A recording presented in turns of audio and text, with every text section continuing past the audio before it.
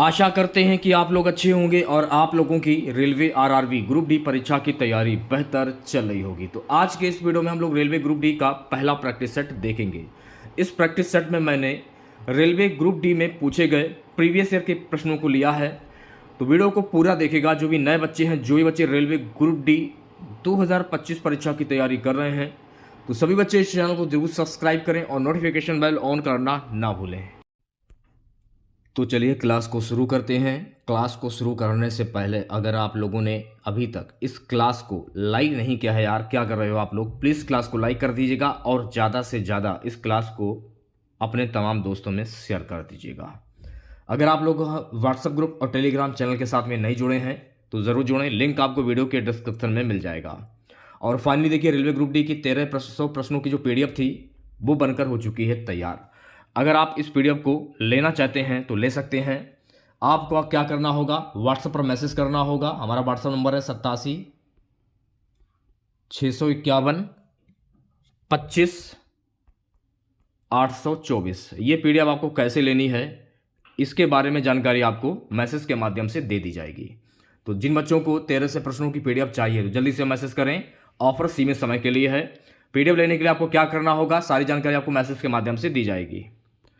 तो पहला प्रश्न देखिएगा, इनमें से किसे देश बंधु के रूप में याद किया जाता है जिन्होंने 1922 में एक सत्र के लिए भारतीय राष्ट्रीय कांग्रेस के अध्यक्ष के रूप में कार्य किया और मोतीलाल नेहरू के साथ मिलकर स्वराज पार्टी की स्थापना की? किसने की थी? चित्तरंजन दास ने।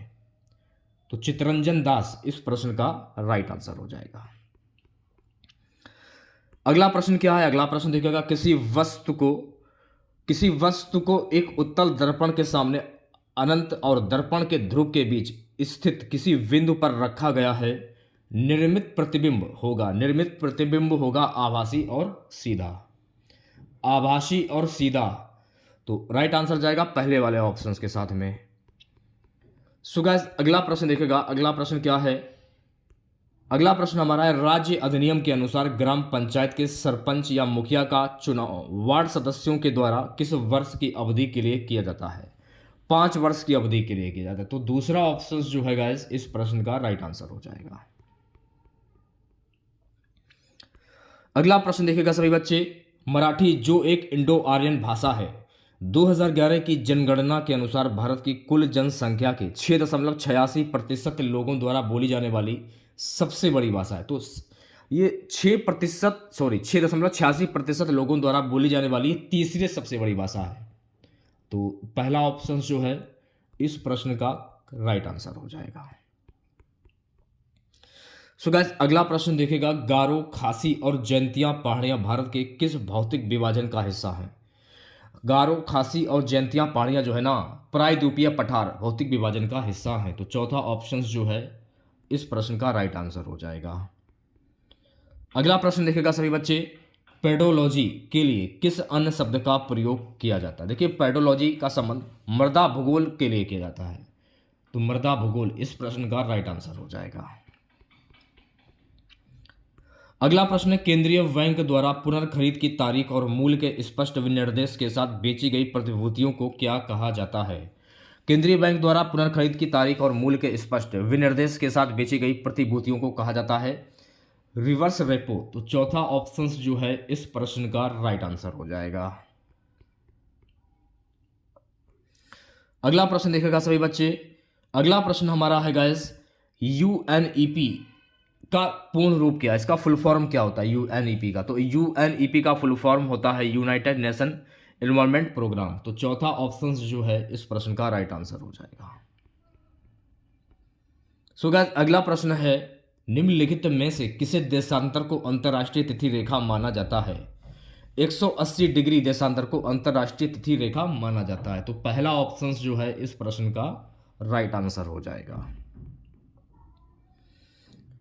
अगला प्रश्न है, एक बिंदु प्रकाश स्रोत से एक समांतर किरण पुंज उत्पन्न करने के लिए इनमें से किस प्रकाशिक उपकरण का प्रयोग किया जा सकता है? एक बिंदु प्रकाश स्रोत से एक समांतर किरण पुंज उत्पन्न करने के लिए इनमें से किस प्रकाशिक उपकरण का प्रयोग किया जा सकता है? AC दोनों, यानी उत्तल लेंस और अवतल दर्पण।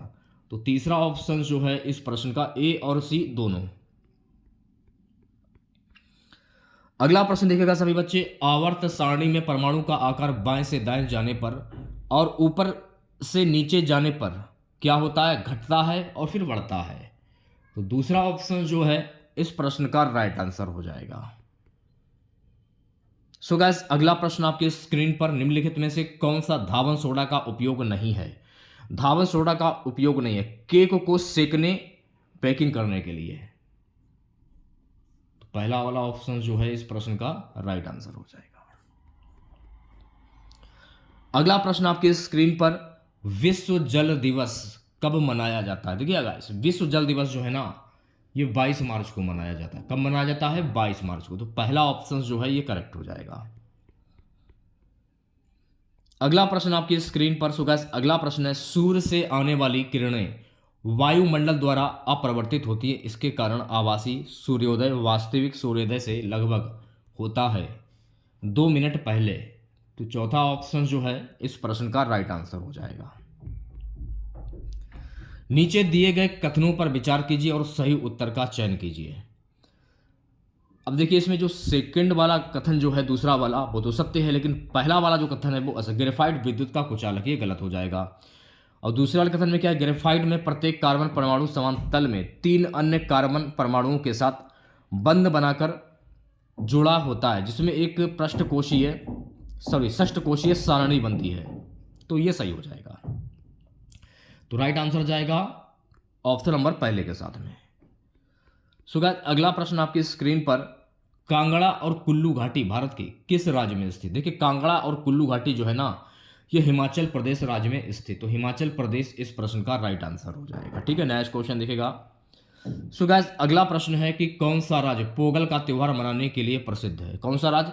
देखिए, तमिलनाडु राज्य जो है ना, ये पोंगल का त्योहार मनाने के लिए प्रसिद्ध। तो तमिलनाडु इस प्रश्न का राइट आंसर हो जाएगा। अगला प्रश्न है, वाष्पोत्सर्जन इनमें से मुख्यतः किस स्थल पर नहीं होता है? तो वाष्पोत्सर्जन जो है ना, अंतःकोशिकीय अंतरालों पर नहीं होता है। तो पहला ऑप्शन जो है इस प्रश्न का राइट आंसर हो जाएगा। सो गाइस, अगला प्रश्न हमारा है, एक वयस्क मनुष्य 24 घंटे में मूत्र की औसतन कितनी मात्रा उत्सर्जित करता है? तो एक वयस्क मनुष्य 24 घंटे में मूत्र की 1 से 1.8 लीटर उत्सर्जित करता है। तो इस प्रश्न का राइट आंसर जाएगा पहले वाले ऑप्शन के साथ में। अगला प्रश्न हमारा है, निम्नलिखित में से सही कथनों की पहचान कीजिए। ए और सी, किसी बिंदु पर चुंबकीय क्षेत्र की दिशा उस बिंदु पर चुंबकीय द्वितीय सूचक रखकर ज्ञात की जा सकती है। सी में क्या है? ये तो सही हो जाएगा। चुंबकीय क्षेत्र रेखाएं चुंबक के ध्रुवों के निकट सघन होती है, ये भी सही हो जाएगा। तो तीसरा ऑप्शन जो है इस प्रश्न का राइट आंसर हो जाएगा। सो गाइस, अगला प्रश्न है, एक धारावाही परिनलिका के कारण चुंबकीय क्षेत्र रेखाओं का पैटर्न के समान होता है। एक धारावाही परिनलिका के कारण चुंबकीय क्षेत्र रेखाओं का पैटर्न क्षण चुंबक के समान होता है। तो क्षण चुंबक यानी कि पहला वाला ऑप्शन जो है इस प्रश्न का राइट आंसर हो जाएगा। अगला प्रश्न है, निम्न में से कौन सा यौन संक्रमण रोग एक विषाणु के कारण होता है? तो गाइस, एड्स जो है ना, ये यौन संक्रमण रोग का एक विषाणु के कारण होता है। तो एड्स इस प्रश्न का राइट आंसर हो जाएगा, यानी कि तीसरा वाला ऑप्शन। अगला प्रश्न देखिएगा, नीचे दिए गए कथनों पर विचार कीजिए और सही उत्तर का चयन कीजिए। दोनों दूसरा वाला जो कथन जो है वो सही है, लेकिन पहला वाला कथन जो गलत है। लिथियम सोडियम और रूबिडियम डॉबेन राइनर के त्रिक के तत्व हैं, तो गलत हो जाएगा। त्रिक में मध्य तत्व का परमाणु द्रव्यमान अन्य 2 तत्वों के परमाणु द्रव्यमानों के औसत के लगभग बराबर था। तो चौथा वाला ऑप्शन जो है इस प्रश्न का राइट आंसर हो जाएगा। ठीक है, अगला प्रश्न देखिएगा सभी बच्चे। सो गाइस, अगला प्रश्न हमारा रहेगा, वह अभिक्रिया जिसमें एक अभिकारक 2 या 2 से अधिक अपेक्षाकृत सरल उत्पादों में विभाजित हो जाता है, ये क्या कहलाता है? तो ये अपघटन अभिक्रिया कहलाता है।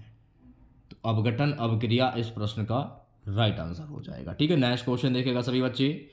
अगला प्रश्न हमारा है, एक ताप द्वितीय बल्ब का फिलामेंट बनाने हेतु सर्वाधिक उपयुक्त पदार्थ क्या है? तो एक ताप द्वितीय बल्ब का फिलामेंट बनाने हेतु सर्वाधिक उपयुक्त पदार्थ है टंगस्टन। तो टंगस्टन इस प्रश्न का राइट आंसर हो जाएगा। ठीक है, नेक्स्ट क्वेश्चन देखिएगा सभी बच्चे। गाइस अगला प्रश्न है, उर्वरकों के संबंध में निम्न में से कौन सा कथन गलत है? ये वायु और जल को कभी प्रदूषित नहीं करते हैं। तो चौथा ऑप्शन जो है इस प्रश्न का राइट आंसर हो जाएगा। सो गाइस अगला प्रश्न है, निम्नलिखित में से कौन से ऊष्माक्षेपी अवक्रिया के उदाहरण हैं? बुझा हुआ चूना बनाना, प्राकृतिक गैस का जलना, श्वसन। तो दूसरा ऑप्शन जो है इस प्रश्न का राइट आंसर हो जाएगा सभी। अगला प्रश्न है, मुख्यमंत्री की अनुपस्थिति में केंद्र शासित प्रदेशों का प्रभारी निम्नलिखित में से कौन होता है? तो मुख्यमंत्री की अनुपस्थिति में केंद्र शासित प्रदेशों का प्रभारी उपराज्यपाल होता है। तो पहला ऑप्शन जो है गाइस इस प्रश्न का राइट आंसर हो जाएगा। ठीक है, चलिए बढ़ते हैं नेक्स्ट क्वेश्चन की और अगला प्रश्न देखेगा, निम्नलिखित में से कौन सा धावन सोडा के निर्माण के लिए प्रयुक्त कच्चे पदार्थों के सही समूह को दर्शाता है? NaCl NH3CO2। तो पहला ऑप्शन जो है इस प्रश्न का राइट आंसर हो जाएगा। अगला प्रश्न है, हिमालय राष्ट्रीय उद्यान के अल्पाइन मेड्यूस में भेड़ों द्वारा नियंत्रित मौसमी चराई का क्या प्रभाव हुआ था? इसमें पुरानी घास हट गई और नई घास उगाना संभव हुआ। तो दूसरा ऑप्शन जो है गाइस इस प्रश्न का राइट आंसर हो जाएगा। ठीक है, नेक्स्ट क्वेश्चन देखेगा।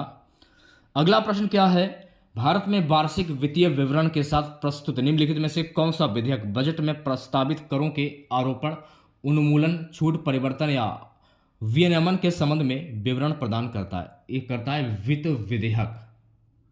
तो पहला ऑप्शन जो है इस प्रश्न का राइट आंसर हो जाएगा। ठीक है, नेक्स्ट क्वेश्चन देखेगा सभी बच्चे। धर्मनिरपेक्ष शब्द को संशोधन अधिनियम के द्वारा भारत के संविधान की उद्देशिका में जोड़ा गया था। धर्मनिरपेक्ष शब्द को 42वें संशोधन अधिनियम के द्वारा भारत के संविधान की उद्देशिका में जोड़ा गया था। तो पहला ऑप्शन जो है गाइस इस प्रश्न का राइट आंसर हो जाएगा। ठीक है, नेक्स्ट क्वेश्चन देखेगा, पादपों में प्राकुर कहाँ पाया जाता है? तो पादपों में प्राकुर जो है ना ये बीज में पाया जाता है। तो पहला ऑप्शन जो है गाइस इस प्रश्न का राइट आंसर हो जाएगा। चलिए बढ़ते हैं नेक्स्ट क्वेश्चन की और अगला प्रश्न देखेगा, कार्बन यौगिक विद्युत के कुचालक क्यों होते हैं? क्योंकि वे कोई आयन नहीं बनाते हैं। तो तीसरा ऑप्शन जो है गाइस इस प्रश्न का राइट आंसर हो जाएगा। चलिए बढ़ते हैं नेक्स्ट क्वेश्चन की और अगला प्रश्न देखेगा, ग्रीष्म ऋतु के निकट आते ही विशेष रूप से केरल और कर्नाटक में मानसून पूर्व वर्षा का होना सामान्य घटना, इस वर्षा को क्या कहा जाता है? इस वर्षा को आम्र वर्षा कहा जाता है।